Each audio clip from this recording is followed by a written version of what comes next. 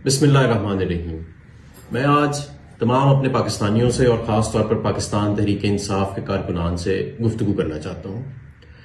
इस वक्त पूरे मुल्क में गम गुस्सा है। वो गम गुस्सा उन अफराद पर भी है, उस एस्टेब्लिशमेंट पर भी है, उस हुकूमत पर भी है जिन्होंने नहत्ते पुरअमन कारकुनान पर गोलियां बरसाई।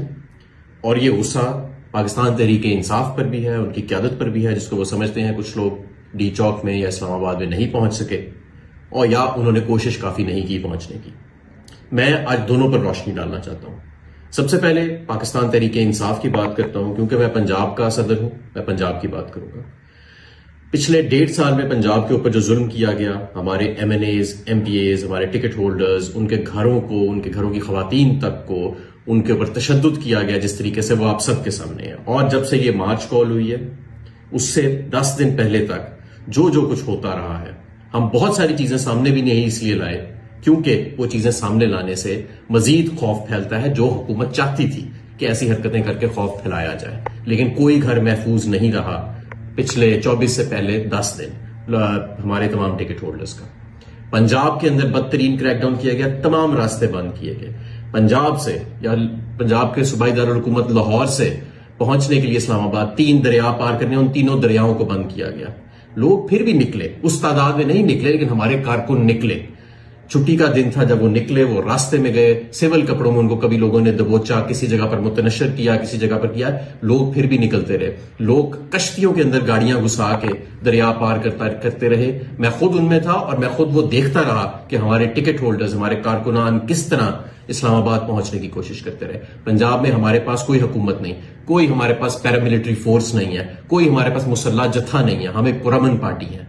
इसलिए वहां पर पहुंचना, इस्लामाबाद पर पहुंचना बहुत मुश्किल था। क्या हमारी हिकमत अमली बेहतर हो सकती थी? 100% बेहतर हो सकती थी। क्या इसके ऊपर कोई फैक्ट फाइंडिंग कमीशन बना के जिम्मेदारी आयद करनी चाहिए कि क्यों बेहतर हिकमत अमली फॉलो नहीं की गई? बिल्कुल की जानी चाहिए। मैं इसकी पूरी हमायत भी करता हूं और मैं इसकी डिमांड भी करता हूं, लेकिन उतनी देर तक, जितनी देर तक ये नहीं होता और ये तमाम फैसले खान साहब नहीं करते, सब लोग मुतहिद रहें और याद रखें कि जिन्होंने गोलियां बरसाई हैं नहत्ते पुरअमन शहरियों के ऊपर, उन पे अपना फोकस रखें। जिन हमारे कारकुनों को शहीद किया गया, कुछ का वेरीफाइबल डेटा हमारे पास है जो सोशल मीडिया पे PTI के ऑफिशियल अकाउंट से और दूसरे अकाउंट से ऑलरेडी वायरल कर दिया गया है। और बाकी लोग हैं उनके डेटे को छुपाने की कोशिश की जा रही है। अस्पतालों से OPD रजिस्टर से वो डेटा गायब करने की कोशिश की जा रही है।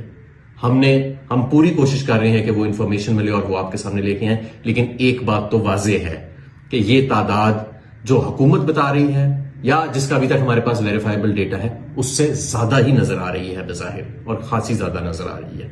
बहरहाल दूसरी जानिब हमारे जो लोग गिरफ्तार हैं, बहुत सारे हमारे टिकट होल्डर्स हैं पंजाब में खासतौर पर, जिनको गिरफ्तार किया गया जब वो निकलने की उन्होंने कोशिश की तो उनको मिसिंग पर्सन बना दिया गया, यानी उनकी जबरी गुमशुदगी बना दी गई है।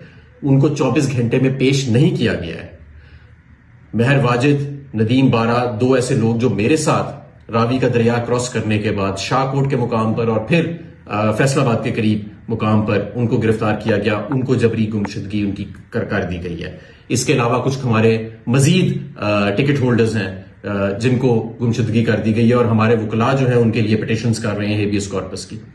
मेरे तमाम दोस्तों, साथियों, हमें तकसीम करने की, हमारे अंदर तफरीक डालने की एक मुनज़्ज़म कोशिश जो है वो आज से नहीं, बहुत देर से है। बिल्कुल पाकिस्तान तहरीक इंसाफ अपनी हिकमत अमली बेहतर भी करेगी, एहतसाब भी करेगी, सब कुछ करेगी। लेकिन इस वक्त जो कसूरवार हैं, जिन्होंने इस खून की होली को खेला है, हमारा सारा फोकस और हमारा तमाम का तमाम जो अटेंशन है वो हमारी उनकी तरफ होनी चाहिए और उन शुहदा की और उनकी फैमिलीज की तरफ होनी चाहिए जिनको इस वक्त हमारी सपोर्ट की जरूरत है। इंशाअल्लाह ताला जिस तरह इमरान खान साहब आगे हिकमत अमली बनाएंगे, और इमरान खान साहब तफसीली हिकमत अमली अक्सर खुद बनाते हैं, उस हिकमत अमली पर आइंदा भी अमल किया जाएगा। और ये जिद्दोजहद ना अभी शुरू हुई है और ना ही अभी खत्म हुई है। ये जिद्दोजहद जारी रहेगी जब तक इस मुल्क के अंदर अवाम का मैंडेट वापस नहीं किया जाता, जब तक अदालतों को आजाद नहीं किया जाता, जमहूरियत को बहाल नहीं किया जाता, इमरान खान समेत तमाम नाहक कैदियों को रिहा नहीं किया जाता। मुश्किलात अभी और आएंगी रास्ते में, इन्होंने सख्तियां अभी और करने की कोशिश करनी है, ड्रामेबाजी और करने की कोशिश करनी है इन्होंने।